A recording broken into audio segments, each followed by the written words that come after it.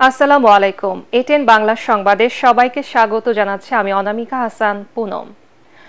এবার বাংলাদেশে এক নারীর শরীরে হিউম্যান মেটানিউমো বা HMPV ভাইরাস পাওয়া গেছে। স্বাস্থ্য অধিদপ্তরের সংক্রামক ব্যাধি নিয়ন্ত্রণ শাখার লাইন ডিরেক্টর ডাক্তার ডালিমুর রহমান এই তথ্য নিশ্চিত করেছেন। আক্রান্ত নারী কিশোরগঞ্জের ভৈরবের বাসিন্দা। তার বিদেশ ভ্রমণের ইতিহাস নেই। বর্তমানে তিনি রাজধানীর মহাখালীর সংক্রামক ব্যাধি হাসপাতালে চিকিৎসা নিচ্ছেন। ডক্টর হালিমুর রহমান জানান, একজন নারীর শরীরে HMP ভাইরাস পাওয়া গেছে, তবে তিনি ভাইরাস ও ব্যাকটেরিয়ায় আক্রান্ত। নিউমোনিয়ার কারণে ওই নারীর শারীরিক অবস্থার অবনতি হয়েছে, তবে HMPVর কারণে বেশি ক্ষতিগ্রস্ত নয় বলে জানান তিনি। হিউম্যান মেটানিউমো ভাইরাস একটি শ্বাসযন্ত্রের ভাইরাস যা ফুসফুস ও শ্বাসনালী ক্ষতিগ্রস্ত করে। 2001 সালে প্রথম ভাইরাসটি শনাক্ত হয়। সম্প্রতি চীন ও পার্শ্ববর্তী দেশ ভারতে বেশ কয়েকজন ভাইরাসটিতে আক্রান্ত হয়েছেন।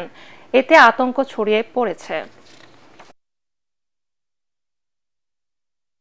কোনো অবস্থায় ভারতকে বাংলাদেশের ভূখণ্ড দখল করতে দেয়া হবে না, এমন হুঁশিয়ারি দিয়ে স্বরাষ্ট্র উপদেষ্টা জানিয়েছেন, যেখানে বিএসএফ এর অপতৎপরতা সেখানে প্রতিরোধ গড়ে তোলা হচ্ছে।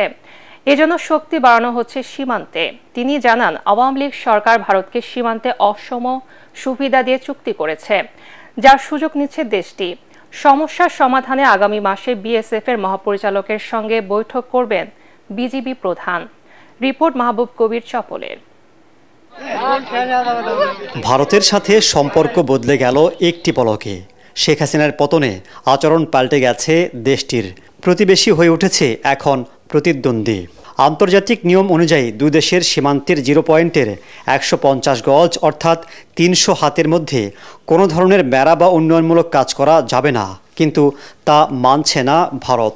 প্রশ্ন হচ্ছে, আওয়ামী লীগের সময় দেশটি এমনটা না করলেও এখন কেন করছে?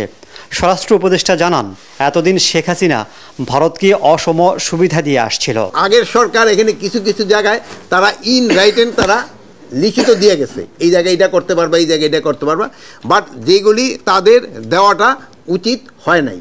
এর ভিতরে একটা বড় সমস্যা দেখা দিচ্ছে হলো আপনাদের 3 বিঘা করিডোরের ওখানে আমরা কিন্তু বেরুবাড়ি দিয়ে দিছি, আর ইন্ডিয়ানা আমাদের এই প্যাসেজটা দেওয়ার কথা ছিল, কিন্তু ওরা পার্লামেন্টও রেটিফাই করে নাই, এই জায়গাটা আমাদের দেয়ও নাই। উপদেষ্টা জানান, সীমান্ত সুরক্ষায় অতিরিক্ত বিজিবি মোতায়েন করা হয়েছে। বাংলাদেশের 1 ইঞ্চি জমিও ছাড় দেওয়া হবে না বলে হুঁশিয়ারি দেন তিনি। বিজিবির সাথে আমাদের জনগণ খুব শক্ত অবস্থান নেওয়ায় এরা কিন্তু অন্যান্য জায়গা থেকে কাজ তারা বন্ধ করতে বাধ্য হয়েছে। তিনি জানান, বাংলাদেশ ভারত সীমান্তে উত্তেজনা বন্ধে দেশটির হাইকমিশনারকে জানানো হবে। আগামী মাসে বিএসএফ এর সাথে বৈঠক করবে বিজিবি। তার সাথে আমাদের লেভেলে সব যোগাযোগ হচ্ছে। ইভেন আমরা এটা ফরেন মিনিস্ট্রি তো জানিয়েছি, হয়তো ফরেন মিনিস্ট্রি তাদের ওই হাই কমিশনারকে ডাকেই আজকে কি কালকে হয়তো বলতেও পারে যে এটার ব্যাপারে কি করবে।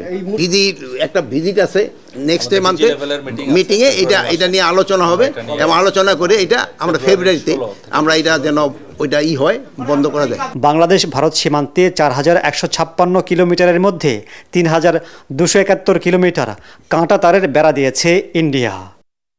মাহবুব কবির চপল, এটিএন বাংলা, ঢাকা। স্থানীয় নয়, আগামী ত্রয়োদশ জাতীয় সংসদ নির্বাচন আয়োজনের প্রস্তুতি নিতে চায় নির্বাচন কমিশন। তবে সরকার চাইলে সংসদ নির্বাচনের প্রস্তুতি দিয়ে যে কোনো সময় স্থানীয় নির্বাচনেরও আয়োজন করবে ইসি। প্রধান নির্বাচন কমিশনার AMM নাসির উদ্দিনের সভাপতিত্বে কমিশনের বৈঠক শেষে এসব কথা জানান কমিশনার অবসরপ্রাপ্ত ব্রিগেডিয়ার জেনারেল আবুল ফজল মোহাম্মদ সানাউল্লাহ। তিনি আরও জানান, এনআইডির কাজ স্বরাষ্ট্র মন্ত্রণালয়ের অধীনে নিতে 2023 সালের করা সংশোধিত আইনটি বাতিল করতে সরকারকে চিঠি দেবে নির্বাচন কমিশন। এনআইডির কাজ স্বরাষ্ট্র মন্ত্রণালয়ের অধীনে থাকা সংবিধানের সাথে সাংঘর্ষিক বলেও মন্তব্য করেন মোহাম্মদ সানাউল্লাহ। যে ডাটাবেসটা আমাদের নিজস্ব, সেটা আমাদের নিজস্বই থাকতে হবে। তার কারণ নির্বাচন কমিশন প্রাইমারি ডাটার উপর নির্ভর করেই ভোটার তালিকা তৈরি করবে। সুতরাং এই প্রাইমারি ডাটাটাও আমরা কারো কাছে ওইভাবে হস্তান্তর করতে পারবো না। যেহেতু একটা ডাটাবেস আছে সেন্ট্রালি ন্যাশনাল ডাটাবেস, এটা ব্যবহার করে এখানে দুটো সার্ভিস হচ্ছে, এটা ডুপ্লিকেশনের কোনো প্রয়োজন আছে বলে মনে করি না। শুধুমাত্র প্রিন্ট করার জন্য এনআইডিটা আরেকখানে যাওয়াটা আমরা যৌক্তিক মনে করি না।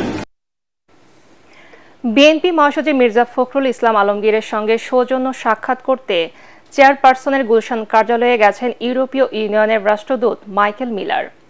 বিকেল 3:30টায় বিএনপি চেয়ারপারসনের গুলশান কার্যালয়ে যান তিনি। বিএনপি স্থায়ী কমিটির 2 সদস্য ডক্টর মঈন খান ও আমির খসরু মাহমুদ চৌধুরী উপস্থিত রয়েছেন। সাক্ষাতে বাংলাদেশের সবশেষ রাজনৈতিক অর্থনৈতিক পরিস্থিতি, আগামী জাতীয় নির্বাচন নিয়ে আলোচনা হওয়ার কথা।